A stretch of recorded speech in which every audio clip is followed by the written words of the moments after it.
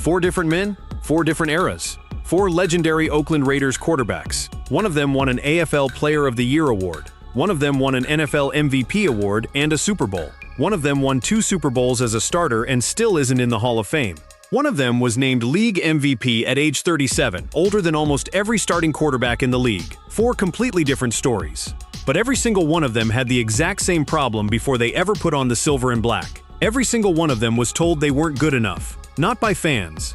Not by critics on the outside. By actual NFL teams. Teams that had them. Teams that gave up on them.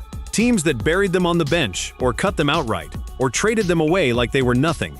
And then the Oakland Raiders picked them up. So what did Al Davis and the Raiders see that every other team in football missed? And why did this exact same story keep repeating itself, decade after decade, with quarterback after quarterback? That question is what this whole video is about. And the answer starts in 1967, with a punter's height field goal, a hunting trip, and a trade that nobody outside of Oakland understood. Daryle Lamonica grew up in Fresno, California. He went to Notre Dame. And by the early 1960s, he was playing professional football for the Buffalo Bills. But here's the problem. The Bills already had a quarterback. His name was Jack Kemp. Kemp led Buffalo to AFL championships in 1964 and 1965. He was the unquestioned starter. He wasn't losing his job to anybody. Daryle Lamonica sat behind him. For 4 straight seasons, in 4 years with the Buffalo Bills, Lamonica started exactly 4 games. That's it. 1 start per season, on average. He became so used to entering games in relief that his own teammates nicknamed him the Fireman, because he only showed up when something was already on fire. In March of 1967, Lamonica had a conversation with his coach. He was told he'd get an equal shot at the starting job. 10 minutes before the draft that same year, the Bills traded him away. Lamonica was on a hunting trip in California when he heard the news. He was so unbothered by it, so used to being an afterthought, that he kept hunting. He bagged a 35-pound bobcat that same day and named it Raider. He had no idea how right that name would turn out to be, because Al Davis had been watching Lamonica sit on that Buffalo bench for years. And Davis reportedly told his own employees over and over, if only we had that big guy from Buffalo. The Raiders traded for him. And in his very first season as a full-time starter, Lamonica threw for over 3,000 yards and 30 touchdowns. He was named AFL Player of the Year. He led the Raiders to a 13-1 record and their first ever Super Bowl appearance. Howard Cosell gave him a nickname on Monday Night Football that would follow him for the rest of his life. The quarterback who had started 4 games in 4 years in Buffalo became, almost overnight, one of the most explosive passers in professional football. Over his career as Oakland starter, the Raiders went 62 wins, 16 losses, and 6 ties. That winning percentage is still the best of any quarterback in the Super Bowl era with at least 75 career starts. But here's what should stop you right now. This exact same story, a quarterback buried, doubted, and discarded only to become a legend in Oakland, was about to happen again, and again, and again. In 1968, the Raiders drafted a quarterback out of Alabama named Ken Stabler. He didn't play a single regular season snap for 2 years. 2 years. On the inactive reserve squad. Watching from the sideline while Daryle Lamonica ran the offense he had been drafted to eventually take over. The Raiders were so unsure about him that in November of 1968, they sent him to a minor league team, the Spokane Shock of the Continental Football League, just to get him some game action. Stabler barely played there either. He came back to the Bay Area after only a handful of games. The next spring, he left the team completely. He missed the entire 1969 season. Think about that. A future NFL MVP, a future Super Bowl champion, walked away from professional football because he didn't think he had a future in it. In early 1970, head coach John Madden convinced him to come back. But coming back didn't mean playing. From 1970 through 1972, Stabler started just 2 total games. In 3 years, he completed a total of 844 passing yards across that entire span. That's less than some quarterbacks throw in 3 games today. Stabler later admitted he was ready to quit again in 1970. What saved his career was a conversation with a teammate. George Blanda, a future Hall of Famer nearing the end of his own career, told Stabler something that changed everything. Blanda said those early years on the bench, frustrating as they were, would save wear and tear on his body. He told Stabler he'd have a longer career because of it. Stabler listened. Then, in 1972, during a playoff game against the Pittsburgh Steelers, in the same contest remembered forever as the Immaculate Reception game, Stabler came off the bench and ran for the go-ahead touchdown. The following season, Lamonica lost his starting job. Stabler took over, and he never gave it back. From 1973 to 1977, Stabler led the Raiders to 5 straight AFC Championship game appearances. In 1974, he was named the NFL's most valuable player. In January of 1977, he led Oakland to a 32-14 victory over the Minnesota Vikings in Super Bowl XI, the franchise's first championship. 5 years earlier, this same man had walked away from football because he thought his career was over. But here's where this story takes a turn that nobody saw coming. Because the same organization that rescued Ken Stabler from obscurity was about to do the exact same thing to a man that 2 entire NFL franchises had already thrown away. And what happened to Stabler right around that same time is something you need to hear, because it's about to connect every single quarterback in this story together. In May of 1980, the Oakland Raiders traded Ken Stabler, the MVP, the Super Bowl champion, the man who had saved his own career through pure stubbornness. Al Davis sent him to the Houston Oilers in exchange for quarterback Dan Pastorini. Stabler left Oakland as the franchise's all-time leader in completions, passing yards, and touchdown passes. And less than 1 year after the trade, the Raiders beat Stabler's new team in the playoffs. But the quarterback who beat him wasn't Dan Pastorini, the man Oakland had traded for. It was someone else entirely, someone who had already been given up on, twice. In 1971, the New England Patriots used the very first overall pick in the entire NFL draft on a quarterback out of Stanford named Jim Plunkett. He had just won the Heisman Trophy. Expectations were enormous. They fell apart almost immediately. Plunkett spent 5 losing seasons in New England. Before the 1976 draft, the Patriots traded him away to the San Francisco 49ers. San Francisco wasn't much better. Plunkett played 2 uneven seasons there. After a 5-9 record in 1977, the 49ers released him during preseason the following year. Read that again? The first overall pick in the entire draft, a Heisman Trophy winner, had been cut. Outright released. Nobody wanted him. Plunkett later said it was the first time he had ever been cut from a team in his entire life, in any sport. He called it quite depressing. He said he genuinely didn't know if he wanted to keep playing football. He was 30 years old, considered in his own words and everyone else's, a bust. Al Davis called him anyway. The Raiders signed Plunkett to be a backup, not a starter, a clipboard holder. In 1978, he didn't throw a single pass all season. In 1979, he threw exactly 15 passes in an entire NFL season.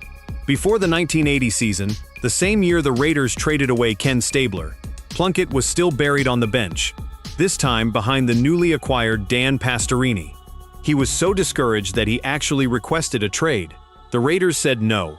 5 weeks into that season, everything changed in a single moment nobody could have predicted.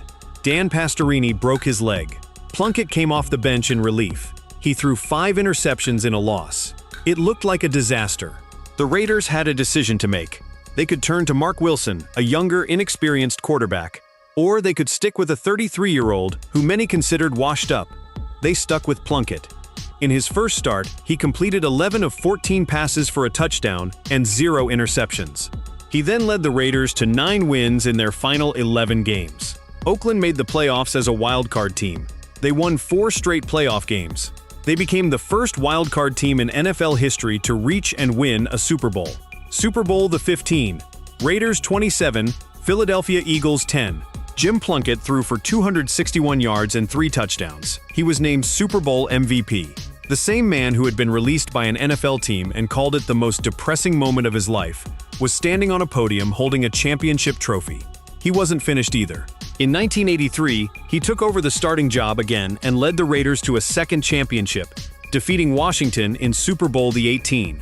Jim Plunkett is, to this day, the only eligible quarterback in NFL history to start and win 2 Super Bowls without being inducted into the Pro Football Hall of Fame.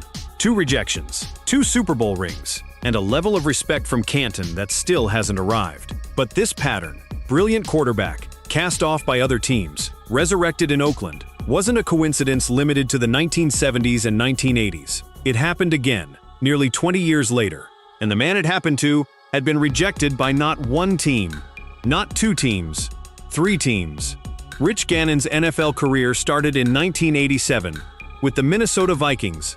For the next 12 years, he bounced from team to team, mostly as a backup, occasionally getting a real chance, and never quite sticking anywhere. In 1993, he signed with the Washington Redskins. He started only 4 games. The team went 4-12. He was released after that single season. He missed the entire 1994 season recovering from shoulder surgery. In 1995, he signed with the Kansas City Chiefs. He backed up Steve Bono for 2 straight years. In 1997, the Chiefs signed a different quarterback, Elvis Grbac, and named him the starter over Gannon, even though Gannon had led the team to wins during Grabac's injury absence. In the playoffs that year, the coach chose Grbac over Gannon. The Chiefs lost. Gannon split time again in 1998. By 1999, Rich Gannon had played 12 years in the NFL. He was 33 years old. He had never once been given a real, uncontested opportunity to be a team's full-time starting quarterback. He later described himself, plainly, as a journeyman. The Oakland Raiders signed him as a free agent in February of 1999. The Raiders, by this point in their history, had developed something close to a formula. Find the quarterback other teams gave up on. Find the one nobody else believed in. Give him a real shot. Under head coach John Gruden's system, Rich Gannon exploded. He made 4 consecutive Pro Bowls from 1999 through 2002. He earned 2 first-team All-Pro selections. In 2002, at 37 years old, an age when most starting quarterbacks are near retirement, he led the entire NFL in passing yards with 4,689. He was named the league's most valuable player. He led the Raiders to Super Bowl XXXVII, a man who had been cut by one team, buried on the bench by 2 others, and labeled a journeyman for over a decade, was standing at the very top of professional football. 4 different men, 4 different decades, and the exact same story told again and again. So now you have all 4 stories laid out in front of you, and the pattern should be impossible to ignore. Daryle Lamonica started 4 games in 4 years in Buffalo before Oakland turned him into the Mad Bomber. Ken Stabler sat inactive for 2 years, walked away from football entirely, and came back to become an MVP and Super Bowl champion. Jim Plunkett was the first overall pick in the draft, got cut by an NFL team, called it the most depressing moment of his life, and then won 2 Super Bowls. Rich Gannon spent 12 years as a backup across 3 different franchises before becoming league MVP at 37. Every single one of these men has the exact same story, just wearing different names and different decades. They were doubted, they were buried, they were discarded. And Oakland is where they finally got to prove everyone wrong. Why did this keep happening? Why did the Raiders, over and over, become the team that turned rejected quarterbacks into legends? Part of the answer is Al Davis himself. Davis had a documented pattern of taking risks other franchises wouldn't take. He traded for a backup nobody else wanted in Lamonica. He stuck with a taxi squad afterthought in Stabler. He signed a released, washed-up former #1 pick in Plunkett. Decades later, that same organizational instinct signed a journeyman in Gannon. The Raiders built an entire identity around players other teams didn't believe in. It wasn't just quarterbacks, it became the culture of the franchise itself. But there is a darker thread running underneath all 4 of these stories, and it's the part that makes this whole pattern feel less like inspiration and more like a warning. Because the same team that rescued every one of these men eventually turned on them too. Lamonica lost his starting job to Stabler in 1973. Stabler, the MVP, the Super Bowl champion, was traded away in 1980. Watching from Houston as his former team won it all without him. Plunkett was benched again in 1981, just 1 year removed from being Super Bowl MVP, before clawing his way back to the starting job in 1983. Gannon's final 2 seasons in Oakland were marked by injury after injury, and the team that had built its identity around him fell apart around his declining health. Every one of these men was doubted before Oakland, and in some form, every one of them was eventually doubted by Oakland too. That's the real problem. Not talent, not effort, not toughness. It was this. None of these men were ever fully secure. Not before Oakland found them. And not entirely once they got there either. What made them legends wasn't comfort. It was the opposite. It was a career built entirely on proving people wrong, over and over, with no guarantee that the next chapter wouldn't take everything away again. That's the story of the Oakland Raiders quarterback position. Not one man's struggle, 4 men, 4 decades. The exact same fight, repeated again and again. Because somewhere along the way, this franchise decided that the players nobody else wanted were exactly the players worth believing in. If this story changed the way you think about Raiders history, you owe it to these 4 men to hit that like button right now. Here's why that actually matters. YouTube's algorithm decides who sees this video next based on how people respond to it in the first few minutes. Every like tells YouTube that this story deserves to be shown to more people. People who have never heard how Jim Plunkett got cut and came back to win 2 rings. People who don't know that Rich Gannon was a backup for 12 straight years before becoming MVP. These stories deserve to be seen. Hit like right now and let YouTube push this video to someone who needs to hear it. And if you want more stories like this, real stories, fully researched, about the moments in Raiders history that never make the highlight reels, subscribe to this channel and turn on notifications, because there are dozens more stories exactly like this one, still waiting to be told. Share this with one person who calls themselves a Raiders fan, because if they don't know this story yet, they're missing the best part of this franchise's entire history.